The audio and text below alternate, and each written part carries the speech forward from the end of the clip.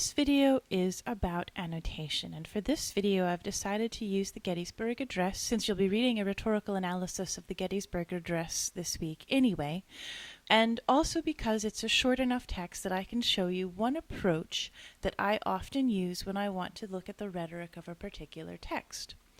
So for this, I've gone to the website of Cornell University, which has a copy of a draft of the Gettysburg Address, and I'm using their version, so it might be a few words off from the version that you studied in schools, and also so that you know where this particular text comes from. Now, I always annotate by hand, so I printed it off, and for the rest of this video, you'll be watching me make the annotations to a hard copy that I've printed from this website. For the purposes of this video, one thing you need to know is that I have already read through the Gettysburg Address, so I know what to expect of it, and I've actually already read it aloud because I think that hearing something like a speech is really important. Today we're going to do two passes through this particular text, and the first time I go through, I'm just going to go through it with a yellow highlighter, and I'm going to highlight anything that I think is said very deliberately in a sort of interesting way. That's very, very open to interpretation, but really what I'm looking for is words and phrases and sentences and imagery that could have been said in many different ways and has been said in one particular way for rhetorical effect. So here we go. Starting at the beginning, 7 could obviously be 87. I'm interested by his use of fathers here, and then I've been noticing as I've been reading that there are a lot of references to sort of birthing things. So brought forth, conceived, dedicated, which is something that many people who are religious do to babies. The proposition that all men are created equal. This is a really important phrase that lots of people are familiar with. Now we are engaged. We're kind of carrying on past the birth moment in a great civil war. I think the use of civil is really interesting here because civil is a word that has very specific meaning within the context of war. Here we have that nation, and then it's repeated by any nation, and then we have conceived, which is another birth word, dedicated, in fact these are repeated birth words, and here's dedicate, a portion of that field, so we have a great battlefield and then we have that field, and then we have the euphemism, a final resting place for those who here gave their lives, another euphemism, that the nation might live. And you have giving life and you have ability to live. Altogether fitting and proper that we should do these. And these are words that are found in the Book of Common Prayer. Then we have some opposition. We cannot dedicate, another one of those infant words. We cannot consecrate. We cannot hallow this ground. The brave men.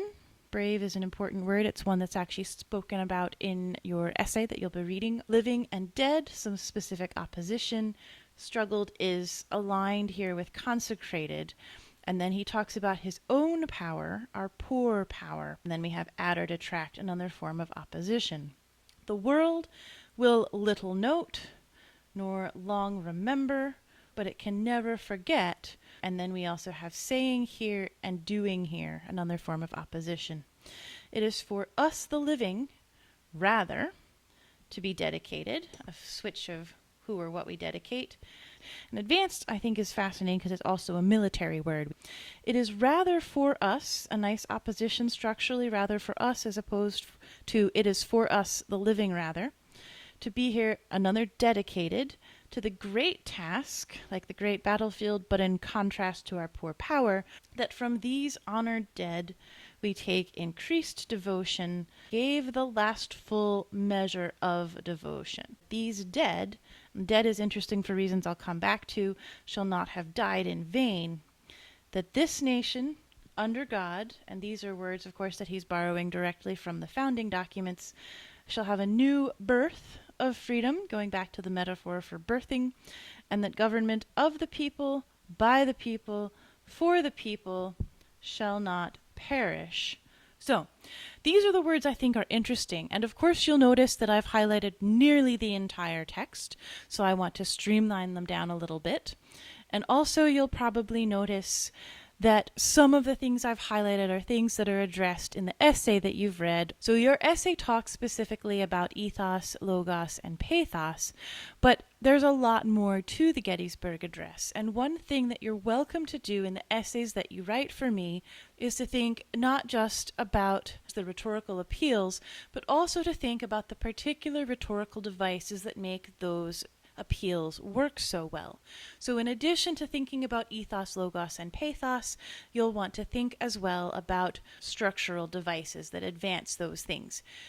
You can do this in two ways. You can either pick rhetorical devices that show off the rhetorical appeals, or you can write just specifically about a rhetorical device that you think is stronger or more or less important in particular than one of more of the rhetorical appeals. You will want to have 3 disparate sections for your paper, but the annotation should help you narrow this down. So here I am. I've highlighted the most interesting elements, and now I want to go through it again and see if I can find some ways in which they're roughly related. And normally if I did this, I would be doing this with different colors, so I can clearly see how many I have of each, but it's because I've just moved, I don't have those. So if you have a lot of colors, I would recommend this, but if you don't, you can do what I'm going to do here, to try to make a different mark for each type of thing. If you've read Kelly's essay, you'll know that one of the really famous things about Lincoln's appeal to pathos is his constant use of first-person plural pronouns. Lincoln talks about our fathers, we are engaged, we are met, we have come, we should do this, we cannot dedicate, we cannot consecrate, we cannot hallow, our poor power, we say here, we highly resolve, our poor power, this is us and we're poor. And he's going to contrast that throughout the speech with the they who are the soldiers. So we have those, the brave men, they're the they have consecrated it, they who fought, these honored dead. And you'll notice he's not just making it us and them, or we and they, but he's using words like poor to describe himself and his audience, and honored to describe the men who have given their full measure. So we first have the contrast of us versus them. We have a couple other contrasts too, add or detract here. Little note, contrasted with long remember, contrasted with never forget, living and dead. Now I've got contrasts, living versus dead. I know this is really small, I'm so sorry. Little noting versus long remembering. So I've got contrast, and I also have the pathos of we. Now, I've talked a lot about the sort of fathering and birthing words, so let's look at those a little bit. Fathers, conception, you have dedication, you have more conceiving, we have more dedicating, more dedicating, more dedicating. We could argue for consecrate, could be also, and we have, of course, at the very end, new birth. So I have a lot of birth metaphors. I have a lot of euphemisms. So you'll probably know that a euphemism is when we use a word to describe something, usually something that's unpleasant. So lots of times, instead of urinating, we might say, I'm going to the bathroom, or I'm visiting the powder room, or there are actually a number of regional euphemisms for that particular activity. And another action that often gets a euphemism is death. You'll notice that we have final resting place instead of burial ground, giving their life instead of dying. And then halfway through, he sort of gives up on the euphemisms. Here we have living and dead.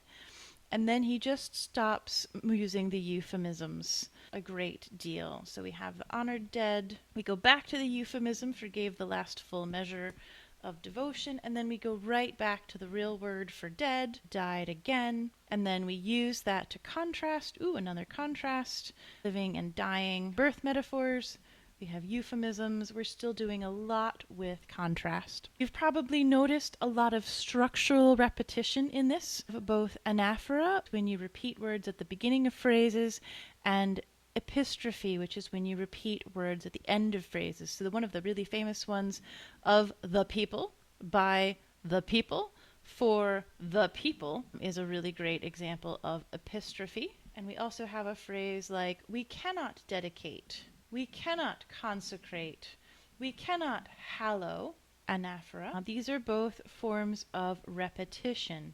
And so you might notice that there are a lot of other elements of repetition throughout the essay, both the single words like the we, but you also have that nation or any nation, and I would argue that structurally little note, long remember, and never forget are another form of repetition. So we have a lot of repetition overall, at least 3 different kinds.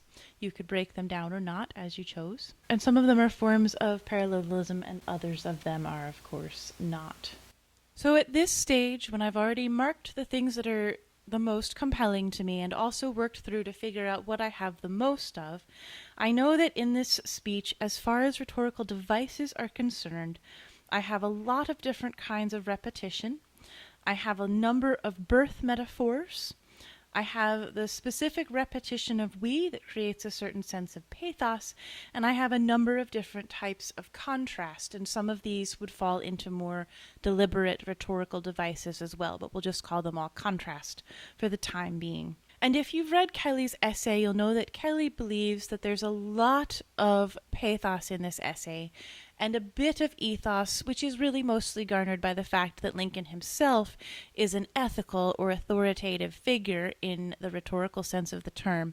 And then Kelly manages to make an argument for a little bit of logos, but certainly that's the weakest. So I think one last thing that we want to do is look a little bit at how the devices we've found relate to the overall rhetorical appeals. So we already know that the we is pretty much consistently used to refer to pathos. So our fathers is going to be pathos. We have come, coming together. We are met. And then all of these phrases like we cannot dedicate, we cannot consecrate, we cannot hallow. Kelly makes a great argument for the brave men. Poor power is also pathos. Even things like of the people, by the people, for the people, more unifying sorts of terms. These are all elements of pathos. So I think we could argue that both repetition and metaphor are used to enhance the pathos of the essay. So we definitely want to have pathos as a section in our final essay. We might even want to give repetition its own section and talk about pathos in the terms of some of the things like euphemism. We also have an amount of ethos. Kelly particularly argues that we is also ethos, but really the biggest amount of ethos comes from Lincoln. I would also argue that one of the ethical appeals here are the references to religious terms. He does have a real sense of nationalism, which as a president is very appropriate. So these might be ethical terms. We'll make these square. Civil is another ethical term, liberty, and even probably the phrases from the Declaration of Independence. This nation under God is an ethical term because it alludes to a common governing text. So these are all words that are here to remind the readers of Lincoln's national authority. So one thing I probably want to do in this essay is talk about the pathos of repetition, to talk about the ethos of Lincoln's national authority.